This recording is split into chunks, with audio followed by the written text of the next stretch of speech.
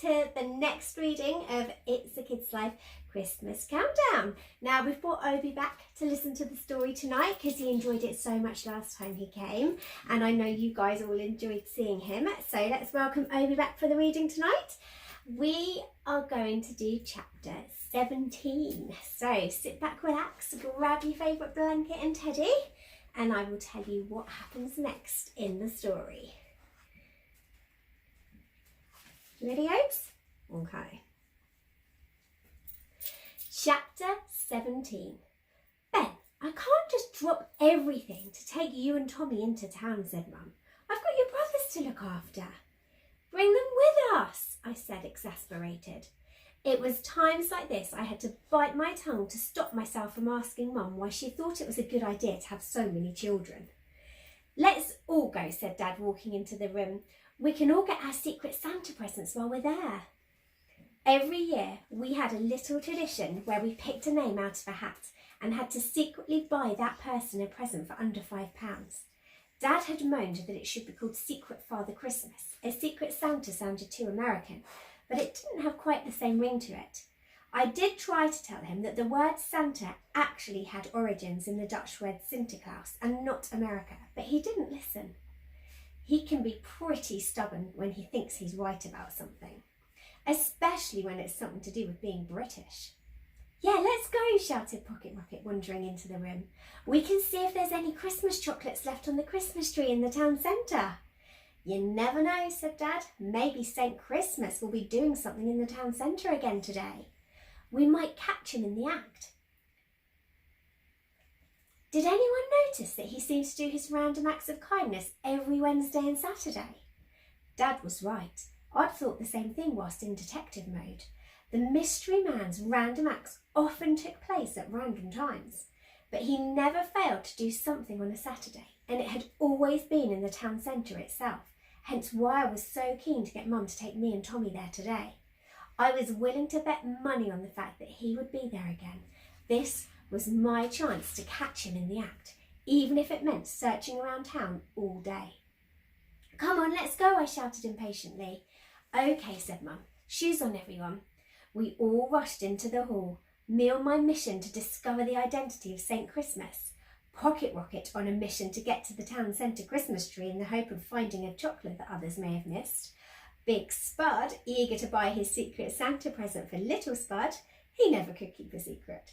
And he had told me about 30 seconds after discovering who he was buying for, after almost bursting with trying not to blurt it out. Hang on a minute, where was Little Spud? Little Spud, I shouted. Coming, came his little muffled voice from his bedroom. I just need to find my Batman cape.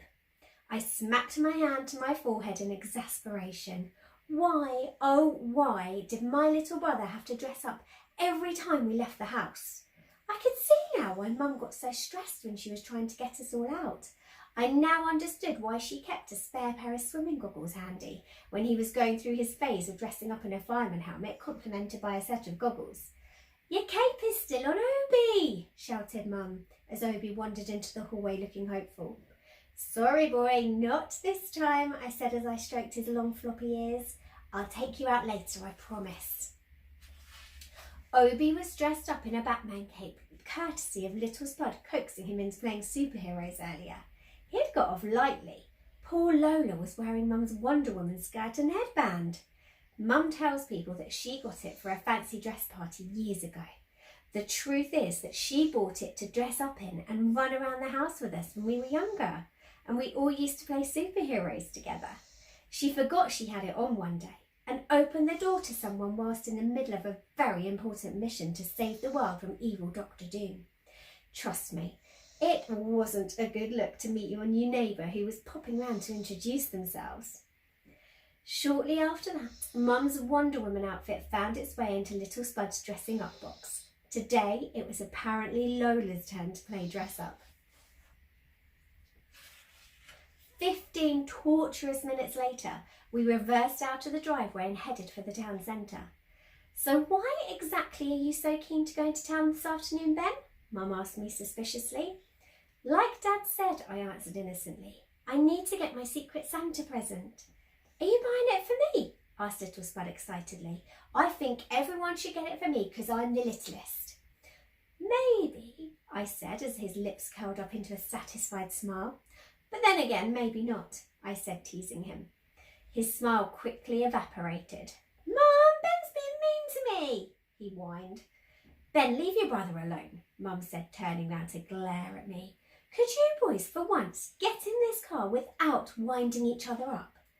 Little Spud looked at me smugly and stuck his tongue out, satisfied that I had received the mum look of disapproval.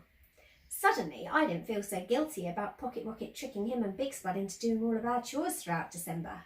Little brothers were so annoying sometimes. If you are my secret Santa, I'm going to buy you a second-hand pair of smelly socks, I whispered loudly to Little Spud, feeling childish.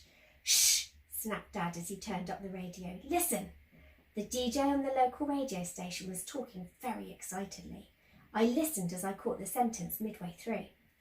He'll only come down when crowds have donated at least £10,000 to little 5-year-old Darcy Edwards, who needs to go to America for some groundbreaking treatment to save her life. Everyone knew about Darcy. She had a rare disease that could only be treated in America, and her parents couldn't afford the treatment. They had been doing all kinds of fundraising events, but still didn't have enough. Come on, folks. Get yourself down to Guildford Cathedral now to see the man in action. Forget the Father Christmas of Lapland. We have our very own Father Christmas in Guildford, who is an absolute saint, the DJ went on. I couldn't believe my luck. After hoping that by some slim chance of luck I might spot the man himself doing a little act of kindness on the streets of Guildford, I was now going to witness him firsthand doing something massive. All of his little acts of kindness must have been leading up to this one ultimate finale, and I was going to be there to record every second of it before unveiling his true identity to the public. Well, that was a good chapter to have Obi in, featuring in his Batman cape. I hope you guys enjoyed listening to that. We're getting very much to the climax of the book now, where we maybe find out who Saint Christmas actually is.